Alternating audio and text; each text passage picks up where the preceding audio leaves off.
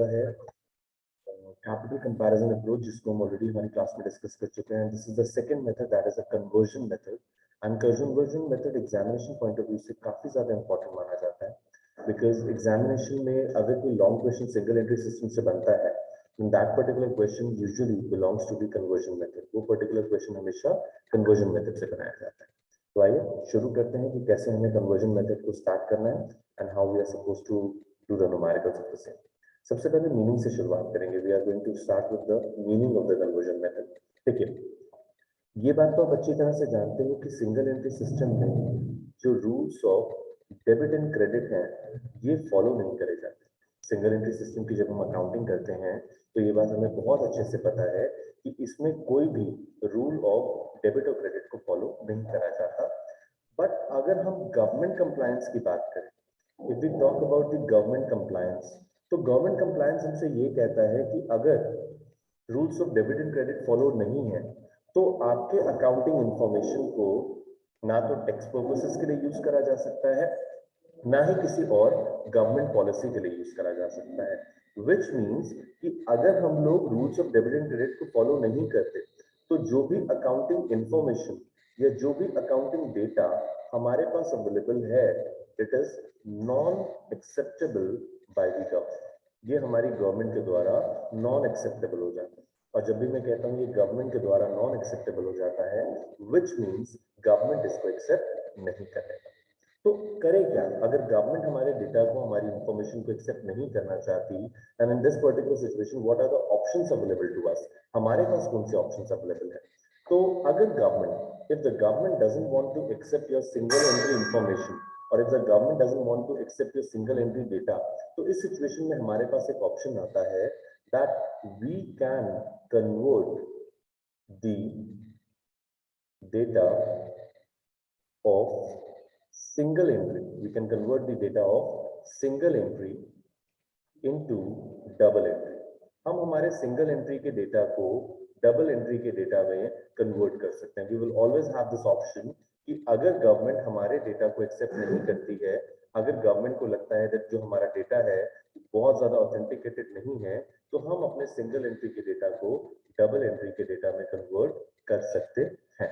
That means we always have this option कि हम कैसे अपने डेटा को चेंज कर पाए, कैसे अपने डेटा को अरेंज कर पाए. आई सपोज ये बात समझ में आती है. तो व्हाट वी डिस्कस सो फार, हमने सबसे पहले बात करी कि सिंगल एंट्री सिस्टम में अकाउंटिंग रिकॉर्ड्स में rules of debit and credit follow नहीं होते. जो भी अकाउंटिंग डेटा बनता है उसे गवर्नमेंट कंप्लायंस के लिए एक्सेप्ट नहीं करा जाता, इसीलिए हमें सिंगल एंट्री के डेटा को डबल एंट्री के डेटा में कन्वर्ट करना पड़ता है. इसी मेथड को हम लोग कन्वर्जन मेथड कहते हैं. नाउ जब भी हम कन्वर्जन मेथड से क्वेश्चन करेंगे, we are supposed to follow the 3 standard accounts. हमें हमेशा 3 स्टैंडर्ड अकाउंट्स को फॉलो करना है. We are supposed to make 3 standard accounts, जिसमें से सबसे पहला जो अकाउंट होता है it is known as debtors account. इसे कहा जाता है डेटर्स अकाउंट. ये पहला अकाउंट है या पहला स्टेटमेंट है जो यूजुअली हम लोग प्रिपेयर करते हैं अगर हम सिंगल एंट्री में कन्वर्जन कर रहे हैं. The second account is creditors account. जो दूसरा अकाउंट हमें बनाना पड़ता है उसे कहते हैं क्रेडिटर्स अकाउंट. एंड जो तीसरा अकाउंट बनता है that is known as cash account. यानी कि इन शॉर्ट अगर हम सिंगल एंट्री डेटा को डबल एंट्री डेटा में कन्वर्ट कर रहे हैं तो हमें 3 अकाउंट्स पे प्राइमरी फोकस रखना है. The first one is the debtor account, the second one is the creditors account and the third one is the cash account. अब ऑब्जेक्टिव क्या है? अगर हम डेटर्स अकाउंट प्रिपेयर करते हैं तो डेटर्स अकाउंट का प्राइमरी ऑब्जेक्टिव होता है to calculate the value of credit sales. हमेशा ध्यान रखिएगा, जब भी आप डेटर अकाउंट प्रिपेयर करेंगे तो डेटर अकाउंट का जो प्राइमरी ऑब्जेक्टिव होगा या डेटर अकाउंट प्रिपेयर करने के पीछे जो लॉजिक होगा, that particular logic is to calculate the credit sales. Similarly creditors account को बनाने के पीछे जो लॉजिक होता है it is to calculate the credit purchases. इसके पीछे का जो सिस्टम है वो हमारा क्रेडिट परचेजेस को प्रिपेयर करना है. एंड फाइनली जब हम कैश अकाउंट बनाते हैं तो ये हमें मल्टीपल अमाउंट्स के बारे में बताता है. एंड व्हेन आई से मल्टीपल अमाउंट्स के बारे में बताता है, व्हिच मींस यहाँ से हमें कैश सेल्स मिलती है, कैश परचेजेस मिलती है, एक्सपेंसेस के बारे में पता चलता है, अगर कोई इन्वेस्टमेंट्स हैं उनके बारे में पता चलता है, अगर कोई सेल ऑफ एसेट है तो उसके बारे में भी पता चलता है. दैट मींस कैश अकाउंट एक काफी कॉम्प्रिहेंसिव अकाउंट है जिससे मल्टीपल इंफॉर्मेशन डिराइव होती है. ठीक है, बट आपको ये ध्यान रखना है that sometimes along with debtors, जब आप डेटर्स अकाउंट बनाते हैं तो समटाइम्स डेटा जो होता है वो इनकम्प्लीट होता है. along with debtors we are also supposed to prepare bills receivable account. हमें इसके साथ बिल रिसीवेबल अकाउंट भी बनाना पड़ता है. सिमिलरली अगर हम क्रेडिटर्स अकाउंट बना रहे हैं तो it may be a possibility कि सर्कमस्टेंसेस के अकॉर्डिंग हमें बिल्स पेबल अकाउंट भी प्रिपेयर करना पड़े. That means we can have the multiple options कि अगर डेटर्स अकाउंट से हमें डेटा मिलता है then only debtor account is to be prepared. लेकिन अगर वो डेटा इनकम्प्लीट है तो आपको डेटर्स अकाउंट के साथ साथ दोबारा से बिल्स रिसीवेबल अकाउंट भी बनाना पड़ेगा और आपको क्रेडिटर्स अकाउंट के साथ साथ बिल्स पेबल अकाउंट भी बनाना पड़ेगा. I suppose इतनी बात आपको समझ में आती होगी. So we can just summarize over here what we discussed so far. Single entry system में rules of debit and credit follow नहीं होते, गवर्नमेंट कंप्लायंस नहीं मिलता. गवर्नमेंट कंप्लायंस करने के लिए हमें सिंगल एंट्री को डबल एंट्री में कन्वर्ट करना पड़ता है. कन्वर्जन पर्पस के लिए हमें 3 डिफरेंट अकाउंट्स बनाने हैं, एक डेटर्स अकाउंट, एक क्रेडिटर्स अकाउंट और एक कैश अकाउंट. डेटर्स अकाउंट का प्राइमरी ऑब्जेक्टिव होता है क्रेडिट सेल्स निकालना, क्रेडिटर्स अकाउंट का प्राइमरी ऑब्जेक्टिव होता है क्रेडिट परचेज निकालना और कैश अकाउंट का प्राइमरी ऑब्जेक्टिव होता है usually to find out the multiple items जो भी हमें क्वेश्चन में प्रोवाइडेड. ठीक है, चलिए आइए आप देखते हैं कि कैसे अकाउंट्स को बनाया जाता है. सी, जब भी हम डेटर्स और क्रेडिटर्स अकाउंट के बारे में बात करते हैं तो आपको स्टैंडर्ड रूल्स पता होने चाहिए. When I talk about the standard rules तो आपको क्या ध्यान रखना है कि स्टैंडर्ड रूल्स मींस कि स्टैंडर्ड फॉर्मेट क्या है. तो डेटर अकाउंट हमारे लिए एक एसेट अकाउंट है. डेटर अकाउंट मींस एक एसेट का अकाउंट. तो सेंटर में हम लोगों ने एक हेडिंग लिखा debtor account. First column will be for particulars. हमारा सबसे पहला जो कॉलम होगा ये हमेशा पर्टिकुलर्स के लिए ड्रॉ होगा. Second column will be for amount. Third column will be for particulars again and the last column will be for amount. ये 4 डिफरेंट कॉलम्स हम लोग बनाएंगे जब भी हम लोग डेटर्स अकाउंट प्रिपेयर करते हैं. अब डेटर्स अकाउंट क्योंकि एसेट अकाउंट है तो इसका जो डेबिट साइड है और क्रेडिट साइड है वो अपने अपने बैलेंसेस को होल्ड करेगा. कैसे? देखिए, जब भी आप डेटर्स अकाउंट बनाएंगे तो जो ओपनिंग बैलेंस होगा उसे हम लोग लिखते हैं टू बैलेंस ब्रॉट डाउन. अब आपका होगा सर ऑलमोस्ट सारे के सारे अकाउंट्स में एक ओपनिंग बैलेंस होता है जिसे हम ब्रॉट डाउन लिखते हैं. बट यहाँ पर ये जो ओपनिंग बैलेंस ब्रॉट डाउन है ये डेबिट साइड में क्यों लिखा गया? क्योंकि एसेट्स का बैलेंस हमेशा डेबिट होता है. इसे कहते हैं हम लोग यूजुअली एग्जामिनेशन में ओपनिंग डेटर्स. ये हमारे ओपनिंग डेटर्स माने जाते हैं.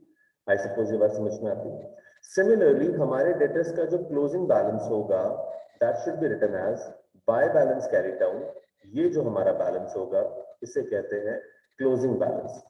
आई सपोज ये बात आपको समझ में आती होगी. ओपनिंग और क्लोजिंग मींस ओपनिंग डेटर्स वो डेटर्स होंगे जो ईयर के बिगिनिंग में आपके पास है. क्लोजिंग डेटर्स वो डेटर्स होंगे जो ईयर के एंड में आपके पास है. ठीक है ना. अब ड्यूरिंग द ईयर डेटर्स के साथ कुछ ट्रांजैक्शंस होते हैं. क्या ट्रांजैक्शंस हो सकते हैं? हो सकता है कि हमने हमारे कस्टमर्स को जो प्रोडक्ट बेचा हो वो डिफेक्टिव हो और वो वापस आ रहा हो तो वो सेल्स रिटर्न हो जाएगा. तो बाय सेल्स रिटर्न. हो सकता है कि हमारा कस्टमर हमको कैश या बैंक से पेमेंट कर रहा होगा तो अगर वो हमें पेमेंट करेगा तो कैश या बैंक के नाम से हम लोग एंट्री पोस्ट करते हैं. ये भी हो सकता है कि हमारा कस्टमर हमको कैश या बैंक के बजाय कोई बिल रिसीवेबल दे देगा. तो अगर कोई बिल रिसीवेबल दे देगा तो वो भी हम क्रेडिट साइड में पोस्ट कर देंगे.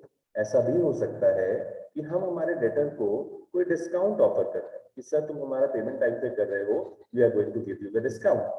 अब यहाँ पर आपको ये ध्यान रखना है कि डिस्काउंट तब दिया जाएगा जब पेमेंट आपको कैश के थ्रू मिले, बैंक के थ्रू मिले या फिर आपको कोई बिल रिसीवेबल मिले. अच्छा, यहाँ पे एक और पॉसिबिलिटी है कि जो बिल रिसीव हुआ था, ये वाला जो बिल रिसीव हुआ था हो सकता है डिसऑनर हो जाए. अगर ये डिसऑनर हो गया तो डेटर्स फिर से बढ़ जाएंगे. उसकी एंट्री डेबिट साइड में होगी टू बिल रिसीवेबल जो आपका बिल डिसऑनर हो गया.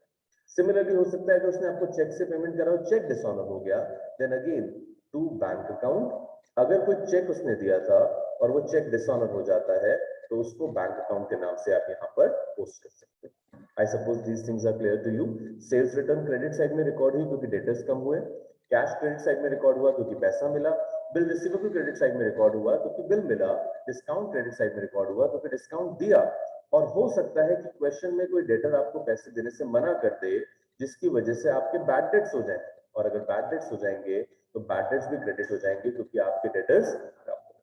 ठीक है, आई सपोज ये बात समझ में आती है.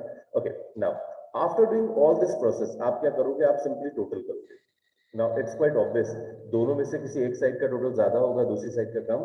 यूजुअली जो आइटम्स मैंने आपके स्क्रीन पे लिखे हैं इसके बाद जो बैलेंस बचेगा that balance would be to the debit side, और उससे हम लोग बोलेंगे टू क्रेडिट सेल्स। ये बैलेंसिंग फिगर होगी। This would be your balancing figure. Yes, to credit sales करके जो बैलेंस बचेगा that would be your balancing figure. ये आपकी बैलेंसिंग फिगर बन जाएगी। Okay, is that clear? कोई प्रॉब्लम तो नहीं है यहाँ तक? तो डेटर अकाउंट क्या है? It's simply laser of a debtor, जिसमें डेटर के साथ करे गए सारे ट्रांजेक्शंस को हम रिकॉर्ड करते हैं। अगर हमें पैसा मिलता है तो हम लोग उसको क्रेडिट, सॉरी, अगर हमें पैसा देना पड़ता है तो हम उसको क्रेडिट कर देते हैं, और अगर हम गुड्स खरीदते हैं तो उसे हम डेबिट कर देते हैं। तो एक बार आई जस्ट रिक्वेस्ट यू कि आप इसे जॉट डाउन कर दीजिए। This is important format from the view point of your examination, और फिर हम इसके बाद नेक्स्ट अकाउंट के बारे में बात करते हैं। I am just giving you 1 minute to note it down. Arya, you can just take a screenshot as well as you can note it down.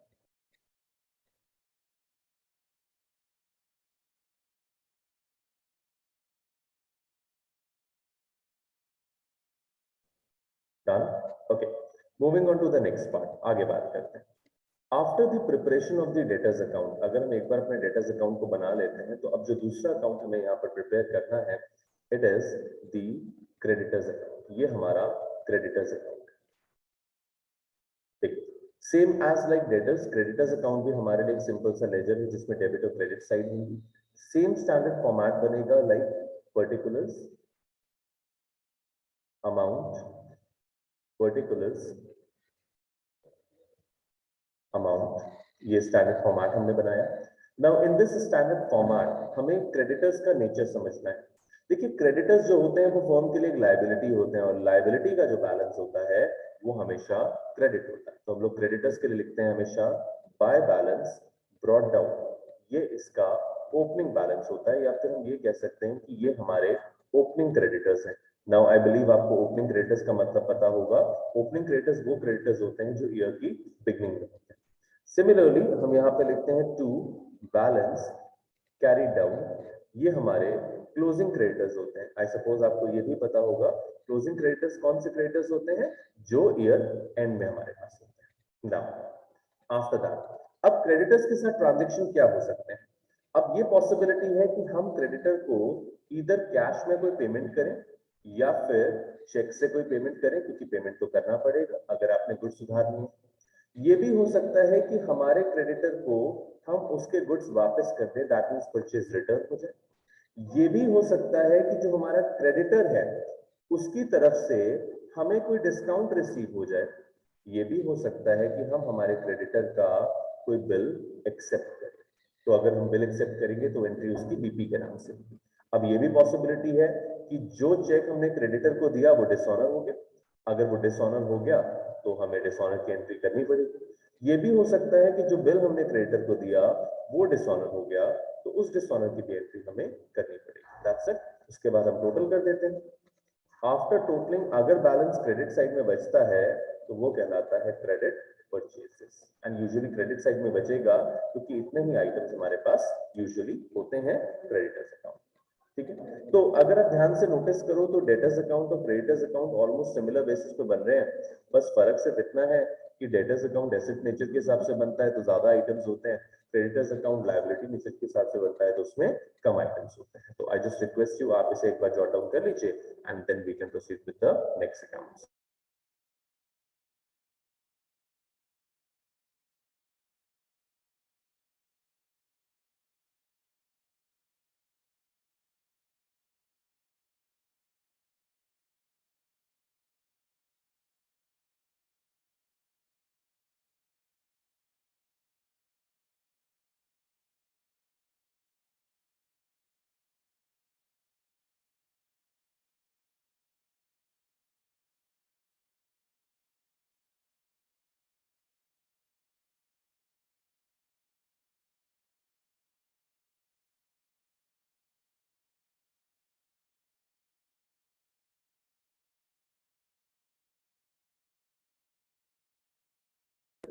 आगे बात करें, चलिए moving on to the next part.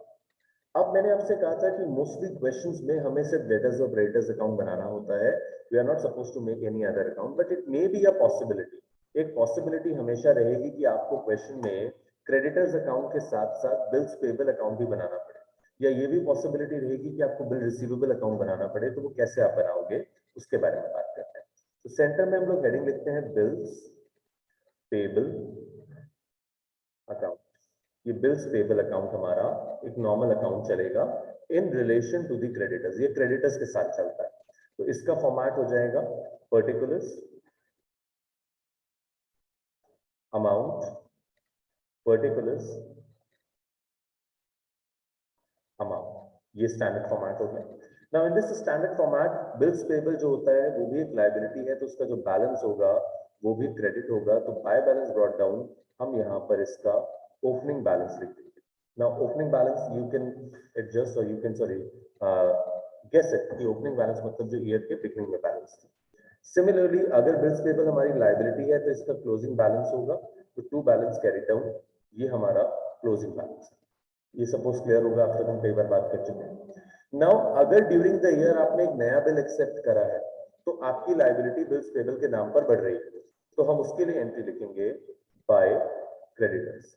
ये जो बाय क्रेडिटर्स करके मैं entry लिख रहा हूं, it is for new bill accepted, ये उस बिल के लिए है जो हमने न्यूली एक्सेप्ट करा है। It may be the possibility कि ड्यूरिंग द ईयर जो बिल आपने एक्सेप्ट करा हो आपने उसका पेमेंट कर दिया हो। अगर आपने उसका पेमेंट कर दिया है तो ईदर बाय कैश और बाय बैंक आप उसका पेमेंट कर दो। It may be the possibility कि जो बिल आपने एक्सेप्ट करा था वो डिसऑनर हो जाए। अगर बिल कोई डिसऑनर हो जाएगा तो उसकी एंट्री हो जाएगी टू क्रेडिटर्स, क्योंकि आपके बिल्स कम हो गए हैं और ये कौन सा बिल है आपका डिसऑनर्ड बिल। तो usually these are the transaction that we have in case of bills payable account. हमारे पास ओपनिंग क्लोजिंग बैलेंस होगा, हमारे पास नए बिल एक्सेप्टेड होंगे, हमारे पास कैश पेमेंट होगा और हमारे पास वो क्रेडिटर्स भी होंगे जिनका हमारा बिल्स डिसऑनर करती है। ठीक है। सिमिलरली अगर मैं इसी ग्राउंड पे बात करूं तो इसी ग्राउंड पे हमारे पास एक दूसरा भी अकाउंट बनता है जिसे हम लोग नाम देते हैं बिल्स रिसीवेबल अकाउंट। तो बेसिकली अगर मैं बिल्स रिसीवेबल अकाउंट की बात करता हूं तो वो भी सेम पैरामीटर्स पे बनेगा just like bills payable, but the difference would be कि वो हमारा एक एसेट होगा। तो हमने फॉर्मेट बनाया पर्टिकुलर्स अमाउंट, ये हमारा स्टैंडर्ड लेजर का फॉर्मेट है। नाउ इन दिस अकाउंट हमने सबसे पहले लिखा ओपनिंग और closing balance. Opening balance would be to balance brought down debit side में, closing balance would be by balance carry down credit side. Now if during the year हमारा कोई customer हमको एक नया बिल देकर जाता है, तो नया बिल जब अगर हमें देकर जाएगा तो उसकी एंट्री हो जाएगी टू डेटर, क्योंकि हमारा बिल इंक्रीज हो रहा है। ये कौन सा बिल है? न्यू बिल जो हमें रिसीव हुआ। अब ड्यूरिंग द ईयर अगर हमारे बिल का पेमेंट हो जाता है इन कैश तो we are going to write down cash, और अगर बैंक से पेमेंट होता है then we are going to write down the bank. अब अगर हमारा जो बिल है जो हमें न्यूली एक्सेप्ट हुआ वो डिसऑनर हो जाता है then we can write down by debtor, और यहाँ पे वो अमाउंट लिखेंगे जो हमारे डिसऑनर बिल की आई। इसके अलावा हम क्या कर सकते हैं? हम अपने बिल को इंडोर्स कर सकते हैं। अगर हमने अपने बिल को इंडोर्स करा then we can write by endorsee account. अगर हमने अपने बिल को बैंक से डिस्काउंट करा लिया तो बाय बैंक अकाउंट जो अमाउंट बैंक ने हमें दे दी, और बाय डिस्काउंट अकाउंट जो डिस्काउंट हमें बैंक को देना पड़ा। And even if we have sent the bill for collection then we can write down by bill sent for collection. तो जो भी अकाउंटिंग ट्रीटमेंट हम बिल रिसीवेबल के साथ बिल्स ऑफ एक्सचेंज में कर सकते थे वो सारे के सारे अकाउंटिंग ट्रीटमेंट हमें यहाँ पर भी करने हैं। Then we can just make down the total, और टोटल के साथ हमारा ये अकाउंट भी खत्म हो जाता है। तो these are the four accounts that we are supposed to make in the single entry system initial level पे जब हम कन्वर्जन करते हैं। कैश अकाउंट का फॉर्मेट आपको नहीं बताऊंगा बिकॉज कैश अकाउंट बिल्कुल सेम बनता है जैसे आप पहले बनाते थे। So just note these two accounts, एक बार आप बिल्स पेबल और बिल रिसीवेबल को जॉट डाउन कर लीजिए, फिर हम इसके क्वेश्चंस प्रैक्टिस करेंगे।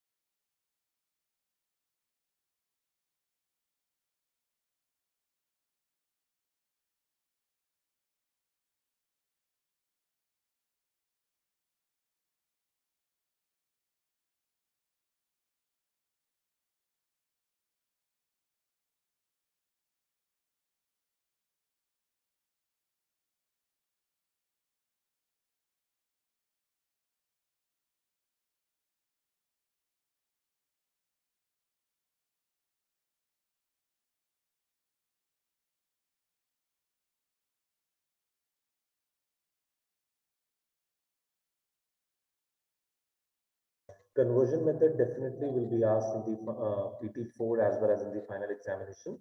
These methods will form a part of your examination. ठीक है, जो भी आपको पढ़ाया जा रहा है, everything is going to be evaluated in the examination.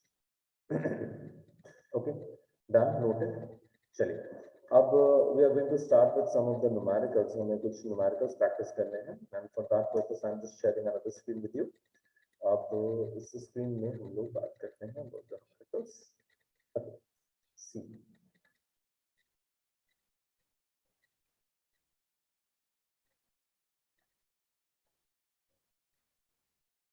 See, on your screen we have one of the numerical over here. अगर आप अपने screen को ध्यान से देख सकते हो, तो हमारे पास एक छोटा सा numerical यहाँ पर available है, and इस numerical में हमको दिया गया है following information is obtained from the books of the Mohanlal traders. Calculate the credit sales. हमें credit sales calculate करनी है. अब मैंने आपको initially बताया था कि जब भी आपको credit sales calculate करनी होती है, you are supposed to prepare the debtors account. तो अब information देख लेते हैं क्या है हमारे पास. हमारे पास ओपनिंग डेटर्स है, हमारे पास क्लोजिंग डेटर्स है, हमारे पास कैश है, हमारे पास डिस्काउंट है, हमारे पास बिल रिसीवेबल है, हमारे पास बैड डेट्स है. इस सारी इंफॉर्मेशन की मदद से अब हम लोग हमारे क्वेश्चन को स्टार्ट करेंगे. ठीक है, तो जैसा कि आप देख सकते हो नीचे एक डेटर्स अकाउंट मैंने ऑलरेडी क्रिएट करा हुआ है. इस ऑलरेडी क्रिएटेड डेटर्स अकाउंट को अगर आप ध्यान से देखो तो सबसे पहले इसमें लिखा गया है balance brought down. Balance brought down मतलब ओपनिंग बैलेंस, और साथ में लिखा गया है balance carry down, that is the closing balance. आपको क्वेश्चन में ओपनिंग और क्लोजिंग बैलेंसेस दोनों गिवन थे और हमने दोनों के ही बैलेंसेस यहाँ पे नोट डाउन कर दिए. फिर हमने लिखा है कैश अकाउंट जो हमें कैश रिसीव हुआ, डिस्काउंट अकाउंट जो हमें डिस्काउंट मिला या दिया, बिल रिसीवेबल जो हमें रिसीव हुआ और बैड डेट जो हमें नहीं मिला. हमने टोटल करा एंड जो रिमेनिंग वैल्यू आई वो रिमेनिंग वैल्यू हमारी क्रेडिट सेल्स. ठीक है, तो this is the way you are supposed to make the debtors account. I think थोड़ा थोड़ा आपको क्लियर होता है. तो एक छोटा सा क्वेश्चन मैं आपको प्रैक्टिस के लिए देना चाहता हूँ. Just start with this question and देखते हैं कहाँ पे दिक्कत आती है. ठीक है, the question is like this. Question for practice 1. Prepare debtors account. आपको डेटर्स अकाउंट बनाना है. Now the information is like this. Opening debtors you are given with rupees 4 lakh. Opening debtors आपको पता है 4 lakh. Closing debtors you are given with 1,50,000, sorry 4,50,000. Cash received during the year from the debtors rupees 3 lakh. 3 lakh rupees का cash आपको मिला है. Bad debts during the year rupees 1,000. Sales return during the year rupees 4,000. Bill receivable received rupees 10,000. Now these are the items given to you. You are supposed to calculate the credit sales by using the debtors account. ठीक है, so start करिए and let me know what's the exact answer.